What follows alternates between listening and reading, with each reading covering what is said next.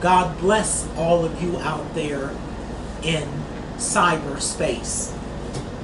Today, I have chose for the timely tea talks, since it's going to be a little bitterness and a little hard to chew, we wanted to get a tea that was very bitter.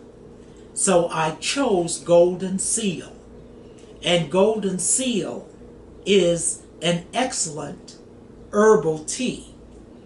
It is the best antibiotic that you can get without a subscription. So this herbal tea of bitterness, and boy, is it bitter, my God.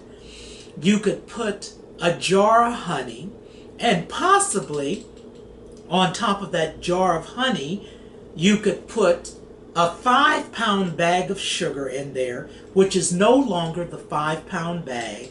It's really 4 pounds, but they put the price up even higher. Some of you might not have noticed that. And maybe that might be exaggerating. Maybe you would get a little sweetness.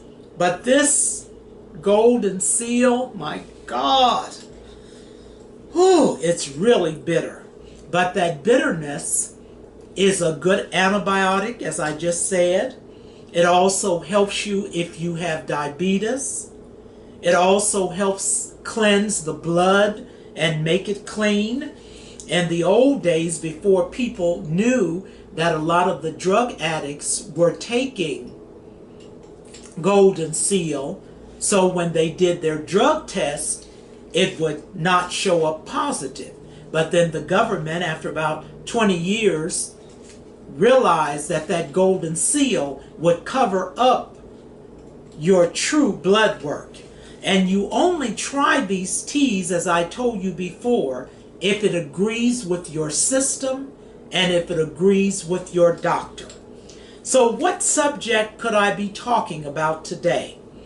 What brought up this subject is the man that was in a town in Texas, and he had a 5-year-old daughter, and he heard his daughter hollering and screaming at the top of her lungs, and he dropped what he was doing and ran to where he thought she was hollering from. And when he looked up there, there was a man raping his little 5-year-old daughter. So the people were saying, does he need to be tried for murder, or does he need to be forgiven? Well, I don't usually give my opinions, but I will give my opinion on this one. No, he should not be convicted. And today I'm going to give you the Bible instructions through the scriptures that tell you how certain people should be punished. Well, I found out this afternoon, just before I was getting ready to do this blog today, that he was found not guilty by the grand jury. They weren't going to take the case.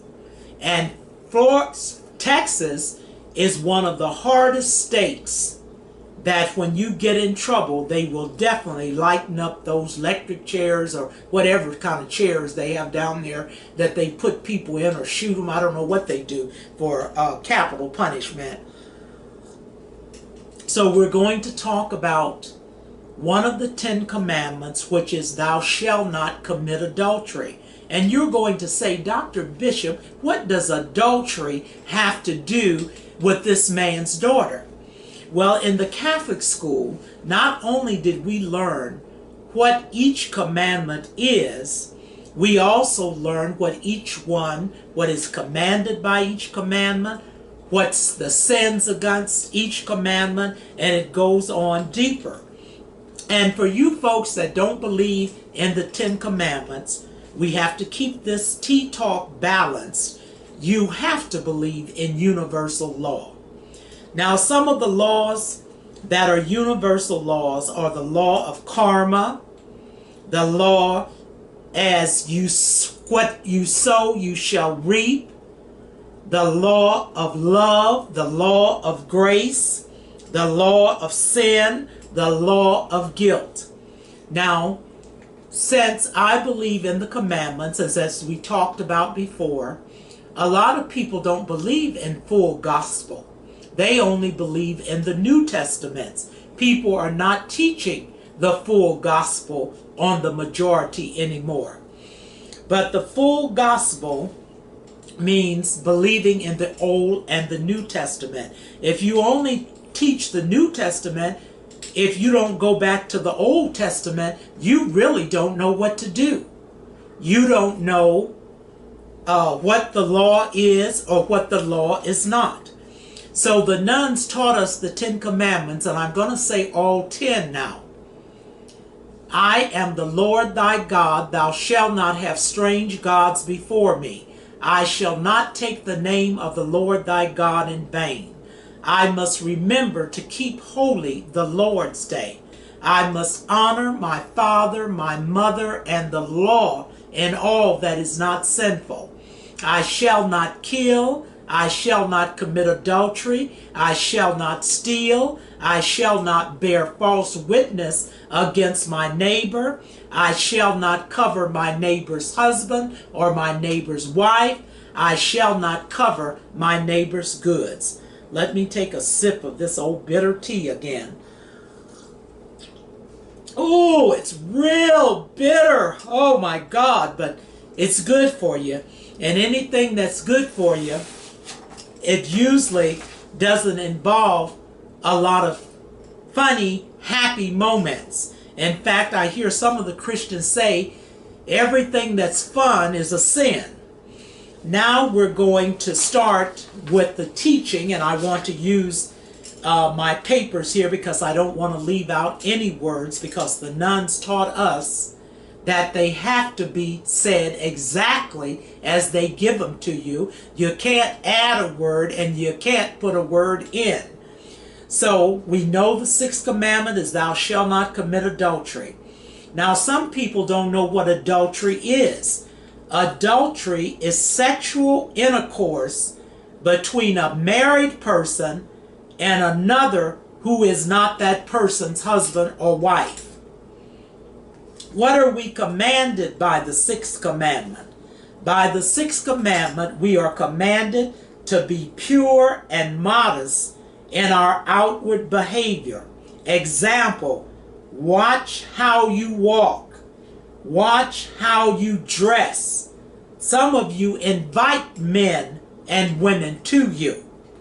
Now, the gentleman that his daughter was raped, this may not sound compassionate, but this is something we're going to have to watch today. Because of whatever reason, our children today that are 3 and 4 years old sometimes look like they're 5, 6, and 7. And you have to be very careful if you take a little child and put a 2-piece bathing suit half on that person and her cheeks are hanging in the back. You say we have all these rapists, we have all these perverts. Well, if you know we have that, you need to change the way you dress. And this goes for the women also.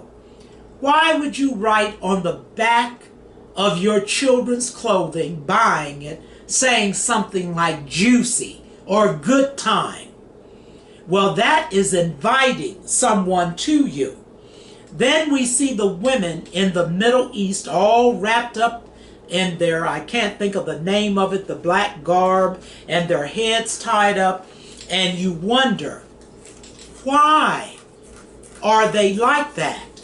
Well, it comes a time, as it says in Ecclesiastes, everything has a season. It's a time to live, to die, to love, to hug, not to hug, all these type of things. So if you know this is going on, why would you wear such revealing clothes knowing this is going on, then tying the courthouse up with trying to make a decision if you were raped or whatever happened to you. So the other people can't get these criminals off the streets. Now, I stayed in Dubrovnik, Yugoslavia, which at that time was the capital city, 5 days before I went to Medjugorje. Then I stayed in Dubrovnik 5 days after I left Medjugorje. And I was in the most upscale hotel that they had there in that capital city. And the women and men were not allowed to even walk through the lobby in swimming attire. They had to have a cover over it.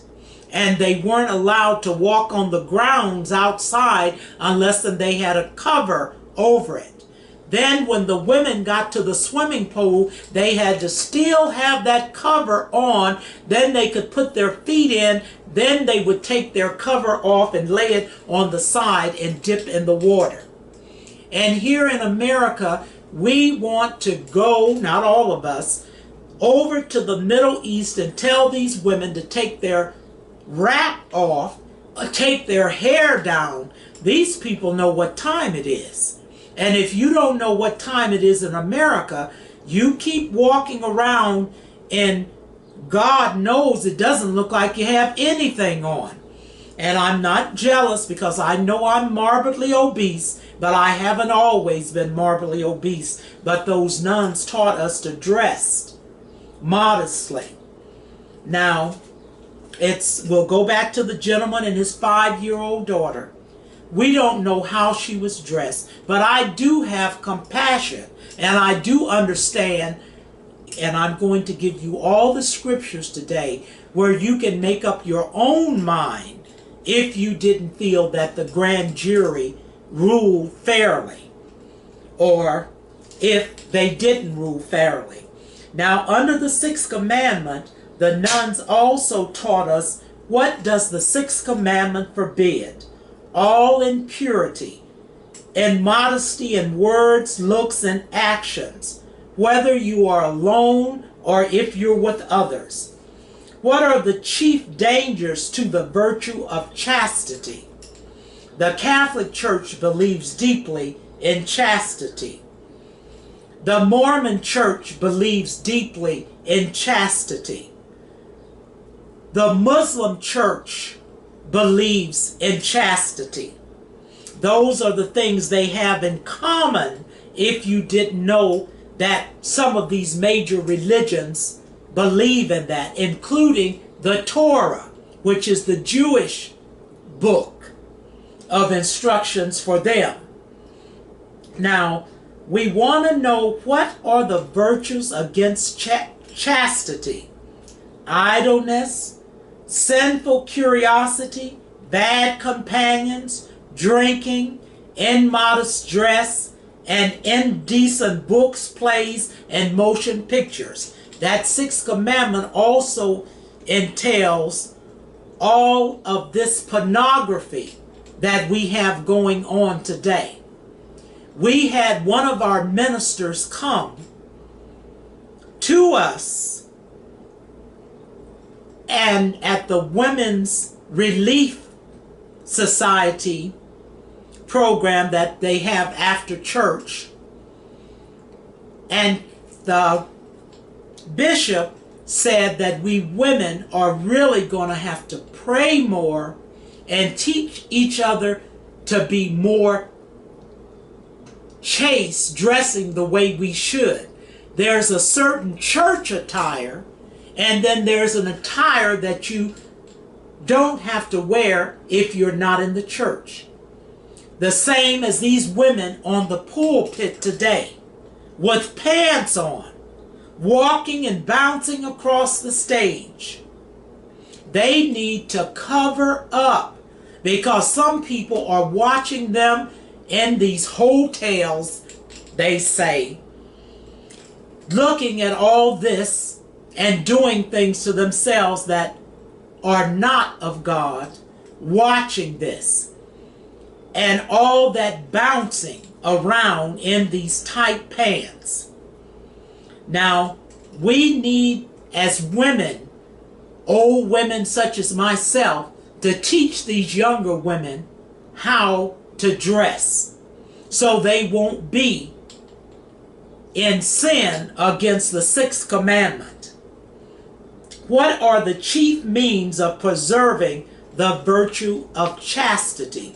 In other words, what can you do to help yourself to be more chaste?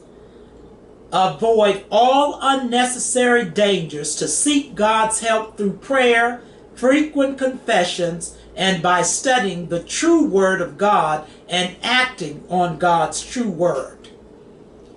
Now, this is something that's very serious now. In fact, I don't think that as many men that profess to be gay are gay, because they have to pretend that maybe they're gay for the reason that they can't get their work done. Women coming with low-cut dresses to work, all the way up to your hips and thighs. This is a problem now, and it's touching our children. Now, I'm going to end this by giving you the scriptures that you can read out of the Bible, and you remember which one I asked you to read it out of. And at the end of this program, if you don't know, you'll know which version you should first read it out of. Then you can try the other versions. You need to always look and read Leviticus chapter 9, verse 6. Then you read Leviticus chapter 10, verses 8 through 11. Read Leviticus chapter 15, Leviticus chapter 18, and Leviticus chapter 19. Also, when you get in Leviticus chapter 20, when you get to the 10th verse, read it slowly, 7 times and out loud. And then read verse 13 out of Leviticus chapter 20. And when you come to verse 13, read it 7 times in a row. And some of God's laws will never change. He tells us that in the Old Testament. Women have certain laws they must follow when on their monthly, and by not doing this along with homosexual acts, God is punishing the world with AIDS. And we learned about AIDS through Our Lady of Fatima in the Catholic Church. And they called it the purple disease. So it said it would happen in the mid-80s to the end of the 80s going on up. People have not put to death, they have not been put to death as God gave the laws to Moses. And as I said, some of these laws will never change. And we do have a lot of wicked people out here today that have no heart for anyone. Now, we thank you, and God willing, we'll talk about another subject, and I want to present to you another one of my favorite gospel artists. So I'm going to, this was a bitter subject today. It might have turned a lot of you off, but you remember the truth is what sets you free. And you can put the truth in the electric chair, you can bury it in the ground, you can knock it in the head, but the truth will always come back when you're least expecting it.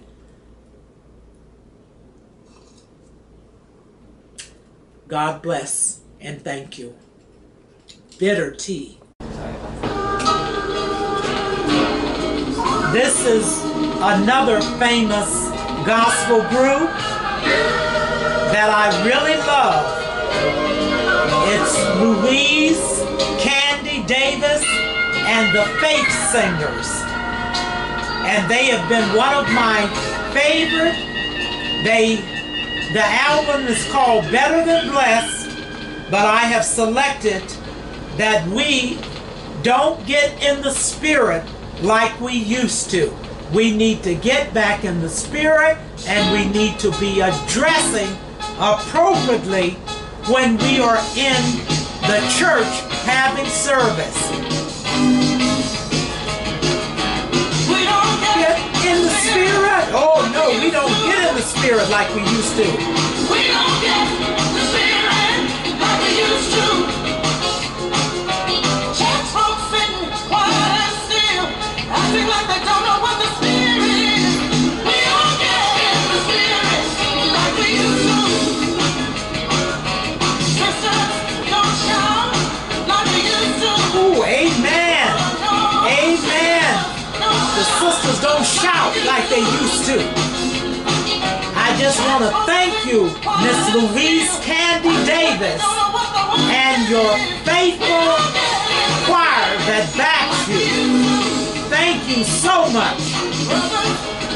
This has carried me many ways, picking me up in the spirit, just thanking God to be able to go one more mile.